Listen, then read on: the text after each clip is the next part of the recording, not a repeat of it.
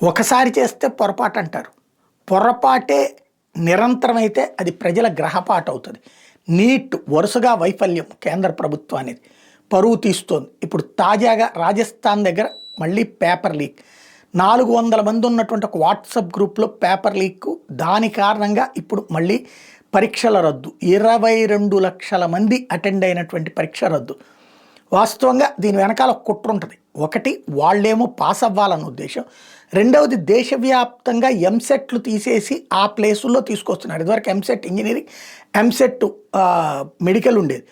ఇలాగ నడిచేటటువంటి దాన్ని జాతీయ స్థాయి పరీక్ష కిందకి మార్చారు. ఇది ఏ రాష్ట్రంలో ఉన్నటువంటి కార్పొరేట్ వ్యవస్థకైనా ఇష్టం లేదు. ఈ దేశంలో ఎడ్యుకేషన్ మాఫియా చాలా స్ట్రాంగ్ మాఫియా.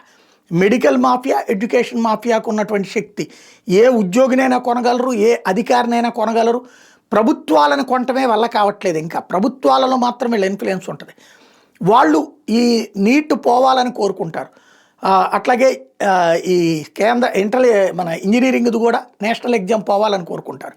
ఎందుకంటే అట్లాగ అవ్వడం వలన వీళ్ళ నాటకాలు ఇదివరకు 1111 2222 ర్యాంకులు అవ్వట్లేదు కాబట్టి నడుస్తుంటుంది. ఇలాంటి సందర్భంలో వరుస వైఫల్యాలు అన్నటువంటిది పరువు తీస్తోంది. తాజాగా సిబిఐ విచారణకు ఆదేశించారు. ఎస్ఓజీ, ఎన్టీఏల దగ్గర ఇప్పుడు సిబిఐ సమాచారం తీసుకుంటుంది. ప్రాథమికంగా 400 మంది ఉన్నటువంటి వాట్సాప్ గ్రూప్లో ఈ పేపర్ లీక్ అయిందని తేలింది. మనీష్ యాదవ్, రాకేష్ అనేటటువంటి ఇద్దరు ప్రధాన నిందితులుగా తేలారు. ఇంకా మిగతా కథ ఏంటి అనేది తేలాల్సి ఉంది.